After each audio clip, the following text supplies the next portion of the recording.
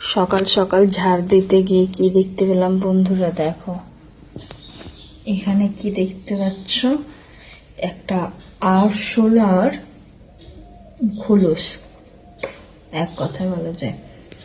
এবার এইদিকে দেখো হোয়াইট কালার আরশোলা, মানে আমি ঝাড় দিচ্ছি আর এদিকে দেখতে পাচ্ছি যে লাল রঙের আরশোলার খোলস থেকে সে খোলস ছাড়িয়ে সাদাতে পরিণত হচ্ছে। তোমরা অনেকে ভাববে হয়তো নকল, কিন্তু এটা নকল না বন্ধুরা। এই দেখো দেখো, তোমাদেরকে আমি একটু জুম করে দেখাই।